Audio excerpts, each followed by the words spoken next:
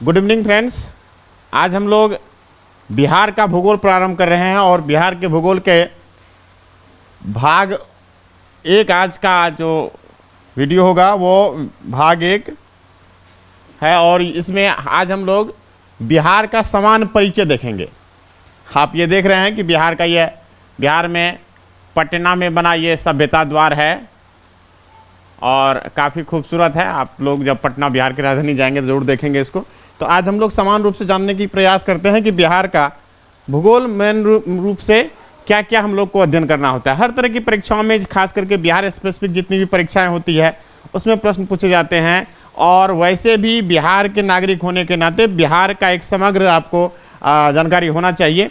हर student को, चाहे वो स्कूल के स्टूडेंट्स हों, कॉलेज में हों, प्रतियोगिता परीक्षा की तैयारी कर रहे हो, सबको बिहार का एक ओवरऑल कंसेप्ट होना चाहिए। आप जान रहे हैं कि भारत में बिहार एक राज्य है और यह बिहार राज्य यहाँ आपको दिख रहा है। आप देख रहे हैं कि यहाँ पर आपको बिहार राज्य दिखाई पड़ रहा है और यहीं से यह मैप ड्रॉ हुआ है।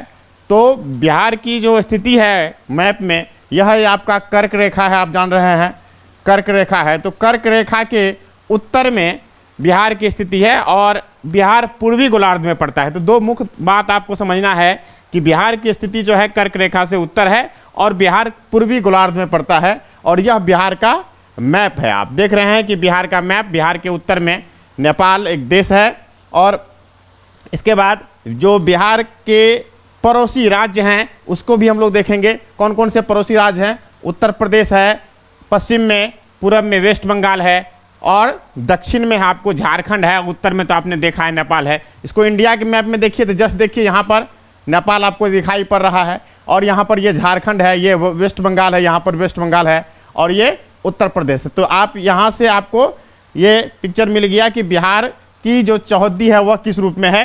तो इस तरह से आपको हमने बताया कि जो बिहार है वह कर्क रेखा से उत्तर है और यह पूर्वी गोलार्ध में है। यह बहुत इंपॉर्टेंट क्वेश्चन है, दो आपको याद रखना पड़ेगा। प्रश्न पूछे जा सकते हैं कि बिहार के स्थिति जो है वह कर्क रेखा से उत्तर है या दक्षिण है या पूर्वी गोलार्ध में है या पश्चिमी गोलार्ध में। अक्षांशीय विस्तार जब आप देखिएगा तो लगभग 3 डिग्री का अक्षांशीय विस्तार है।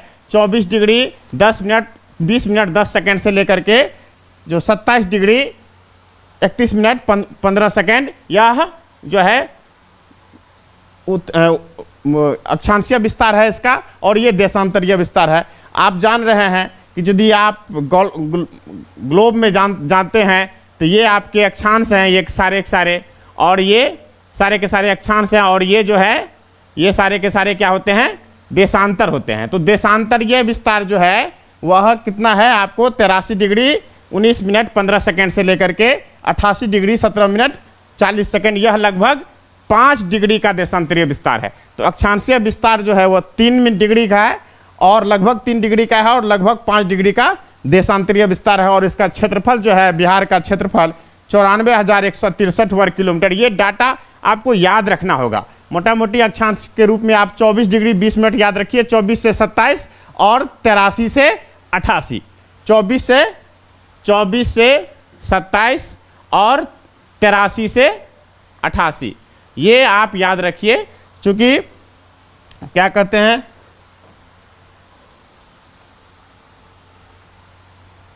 तिरासी से 88 आपको याद रखना है। 83 से 88 5 डिग्री का देशांतरीय विस्तार है। तो इस तरह ये सारे फैक्ट्स आपको याद रखने हैं। और जो फिर आप यदि प्रशासनिक रूप से, जो बिहार को प्रशासनिक रूप से अलग अलग हिस्सों में बांटा गया है, उस हिसाब से बिहार में 9 कमिश्नरी है। यह समान फैक्ट्स हम लोग आज डिस्कस करेंगे। इसके बाद डिटेल में सारी बातों को फिर अगले क्लास में हम लोग डिस्कस करेंगे। और 9 कमिश्नरी में है ये 38 जिले हैं और 101 अनुमंडल है। आप सब जानते हैं कि जो बिहार में जो प्रशासनिक जो विभाजन हुआ है वह है प्रमंडल, प्रमंडल से नीचे जिले, जिले से नीचे होता है अनुमंडल और अनुमंडल से नीचे होते हैं प्रखंड और प्रखंड से नीचे होता है आपका पंचायत या नगर पंचायत, जो भी है नगर पंचायत। तो ये इस तरह से जो है, इस तरह से आपको डिवीजन मिलेगा। तो ये आपको अनुमंडल आप समझ रहे हैं कि जिले से छोटी इकाई है, इसकी संख्या 101 है और जिलों की संख्या 38 है और 9 कमिश्नरी है। किस कमिश्नरी में कौन से जिले हैं अगले हम लोग क्लास में देखेंगे। चौहद्दी हमने स्पष्ट किया कि बिहार की चौहद्दी उत्तर में नेपाल देश है, जो हम ये आप देख रहे थे कि जो उत्तर में ये नेपाल देश आप देख रहे हैं। इसके बाद जाकर के आप राज्यों को भी देख लिए, दक्षिण में झारखंड, पूरब में पश्चिम बंगाल, पश्चिम में उत्तर प्रदेश, और इस तरह से 3 राज्य हो गए, 3 राज्य और एक देश। तो पूछा जा सकता है समान तौर पर, जो स्कूल के बच्चे हैं या उससे भी पूछा जा सकता है कि कौन ऐसे देश हैं जिसकी सीमा बिहार से लगती है, तो आप नेपाल एकदम स्पष्ट हो गया है। और कौन से राज्य हैं जिसकी सीमा बिहार से लगती है, कितने राज्यों की सीमा बिहार से लगती है, और भी बहुत सारे प्रश्न से जुड़ करके आ सकते हैं।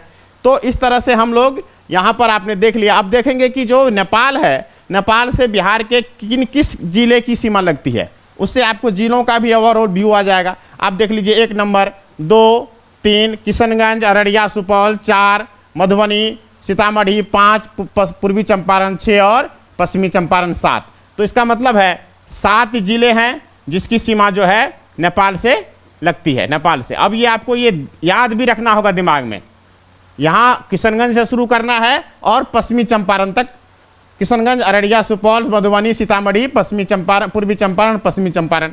तो ये आपको याद रखना है। और पश्चिम बंगाल से किन किन राज्यों जिलों की सीमा लगती है, ये आपको यहाँ है, यहाँ पश्चिम बंगाल यहाँ से शुरू हो रहा है। तो कटिहार, पूर्णिया और किशनगंज, ये 3 जिले हैं जिसकी सीमा जो है पश्चिम बंगाल से लगती है।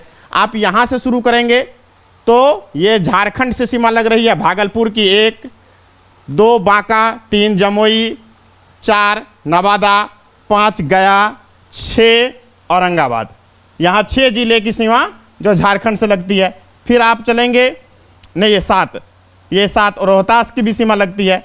अब यदि आप उत्तर प्रदेश में देखेंगे तो उत्तर प्रदेश की सीमा रोहतास भी लगाती है सीमा यहाँ पर थोड़ा सा। इसके बाद कैमूर 2, बक्सर 3, इसके बाद भोजपुर 4, सारण 5, सिवान 6 और गोपालगंज 7 और पश्चिमी चंपारण 8 जिले की सीमा जो है उत्तर प्रदेश से आपको जो है 8 जिले की सीमा लग रही है, और 7 जिले की सीमा लग रही है झारखंड से।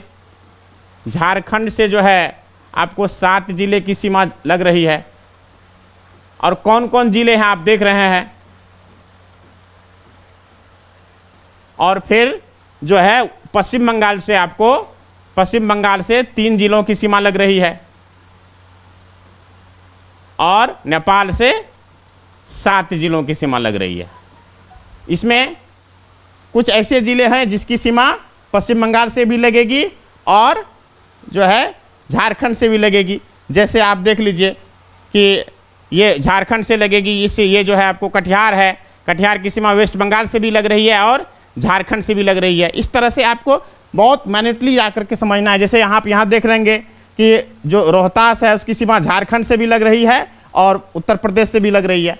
तो इस तरह से आप जब डीपली अध्ययन करेंगे, जब भी आप अध्ययन करें तो एक एटलस जो है, एटलस जरूर रखें आप अध्ययन करने के समय में, ताकि डिस्ट्रिक्ट समझ में आ जाए। तो हमने ओवरऑल डिस्ट्रिक्ट को जो बाउंड्री स्टेट है और बाउंड्री कंट्री है उसके साथ इसको जोड़ने का प्रयास किया है। जो सबसे पूरब और उत्तर में जो जिला है वह है आपका किशनगंज। जो पश्चिम और उत्तर में जिला है वह है पश्चिमी चंपारण। जो दक्षिण और पश्चिम में जिला है, दक्षिण और दक्षिण और पश्चिम में वह है आपको क्या कहते हैं ये रोहतास। और जो सबसे पूर्व में तो आपको यहाँ देख लीजिए। तो इस तरह से आपको डिस्ट्रिक्ट्स के इसके अंदर में यदि आप डिस्ट्रिक्ट्स की बात करेंगे तो बहुत सारे डिस्ट्रिक्ट्स जो आपको समझना है। हम लोग जब प्रमंडल वाइज डिस्ट्रिक्ट को देखेंगे तो उसमें आपको यह स्पष्ट हो जाएगा। तो अभी ओवरऑल आप ये समझिए कि कौन से बाउंड्री क्या है, मतलब चौहद्दी जिसको बोलते हैं, और उस चौहद्दी में कौन कौन से जिले लग रहे हैं ये आप समझ लिया। तो आप इससे पूछा जा सकता है कि इनमें से कौन से ऐसे जिले हैं जिनकी सीमा नेपाल से नहीं लगती है। तो इसमें से जितने जो 7 जिले हैं उससे हटा करके मुजफ्फरपुर दे सकता है ऑप्शन, पूर्णिया ऑप्शन दे सकता है, तो आपका ऑप्शन इस तरह से निकल जाएगा। तो ये कुछ क्या कहते हैं आपको इम्पोर्टेंट फैक्ट्स आपको समझ में आना चाहिए। इसके बाद हम लोग बात करेंगे कि इससे जुड़े क्या प्रश्न हो सकते हैं। मान के चलिए यदि हम आप समराइज करने की कोशिश करें कि आज हमने जो थोड़ी बहुत जानकारी ली है चौहद्दी को लेकर के और बाउंड्री को लेकर के, तो उससे प्रश्न क्या पूछ सकता है, निम्न में से किस जिले की सीमा नेपाल से स्पर्श नहीं करती है। तो अभी हमने जो देखा था 7 जिले हमने अभी देखा है कि उसकी सीमा जो है नेपाल से स्पर्श करती है। वो कौन कौन से जिले हैं आपने यहाँ भी देखा है, 1 2 3 4 5 6 7। कौन है, किशनगंज, अररिया, सुपौल, मधुबनी, सीतामढ़ी, पूर्वी चंपारण, पश्चिमी चंपारण। और यहाँ देखिए आपको इसमें एक गोपालगंज जो है डाला गया है, सीतामढ़ी है, सुपौल है, अररिया है, लेकिन गोपालगंज आपको नेपाल से नहीं लगता है, तो उत्तर हो जाएगा बी। इस तरह से अगला प्रश्न देख लीजिए कि बिहार भारत के किस दिशा में अवस्थित है। हमने बोला था कि कर्क रेखा से यह क्या है, कर्क रेखा से उत्तर है और पूर्वी गोलार्ध में है, तो पूर्व दिशा में अवस्थित है। ठीक है, इसके बाद अब आइएगा बिहार की सीमा भारत के कितने राज्यों को स्पर्श करती है। हमने अभी बताया था कि भारत की सीमा 3 राज्य और 1 देश से स्पर्श करती है।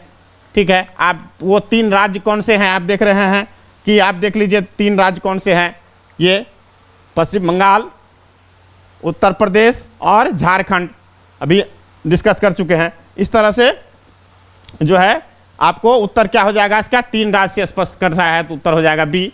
नेक्स्ट क्वेश्चन है कि निम्न में से किस राज्य की सीमा बिहार से स्पर्श नहीं करती है। अभी उत्तर हमने अभी दिया था कि किस राज्य की सीमा लगती है, उत्तर प्रदेश की लगती है, पश्चिम बंगाल की भी लगती है, झारखंड की भी लगती है, लेकिन छत्तीसगढ़ की नहीं लगती है। आप देख लीजिए मैप में आपको यहाँ पर दिखाई पड़ेगा कि देख लीजिए झारखंड है, पश्चिम बंगाल है, उत्तर प्रदेश है, लेकिन छत्तीसगढ़ नहीं है। तो इस तरह से छत्तीसगढ़ उत्तर हो जाएगा। तो ये मैप का यदि कंसेप्ट रहेगा तो आप आराम से जो है प्रश्न का उत्तर कर पाएंगे। इसी तरह से छोटे छोटे प्रश्न ये हर एक परीक्षा में, जैसे बिहार का कुल क्षेत्रफल कितना है, तो हमने अभी बताया था 94,163 वर्ग किलोमीटर बिहार का क्षेत्रफल है। तो ये छोटे छोटे प्रश्न हैं जो बिहार के संदर्भ में पूछे जाते हैं और हम सबों को जानना चाहिए। तो आज मेरा ये छोटा सा इंट्रोडक्टरी लेक्चर है बिहार को लेकर के, इस पर हम लोग डिटेल में जो है बात करेंगे और इससे जुड़े जो प्रश्न हैं वो उस पर एक सीरीज जो पिछले परीक्षाओं में पूछे गए हैं वो करीब 50 प्रश्नों को हम लोग डिस्कस करेंगे। तो अगले क्लास में हम लोग फिर से थोड़ा परिचय लेंगे बिहार के अनुमंडल प्रमंडल के बारे में, कौन से जिले किस प्रमंडल में आते हैं, किस प्रमंडल में जिले में कितने अनुमंडल हैं, और जाकर के और भी चीज़ें जो से प्रशासनिक दृष्टिकोण से जो अनिवार्य पूछे जा सकते हैं प्रश्न में, उसको हम लोग डिस्कस करेंगे। उसके बाद हम लोग 25 प्रश्न कम से कम डिस्कस करने का प्रयास करेंगे। आपको भी इससे जुड़े हुए जो भी प्रश्न आपको लगता है, कुछ प्रश्न आप कमेंट में आप बता सकते हैं। तो बहुत बहुत धन्यवाद, आपने वीडियो को अंत तक देखा है और आप कमेंट करके हमें बताएं कि आपको हमारा यह प्रयास कैसा लगा। धन्यवाद।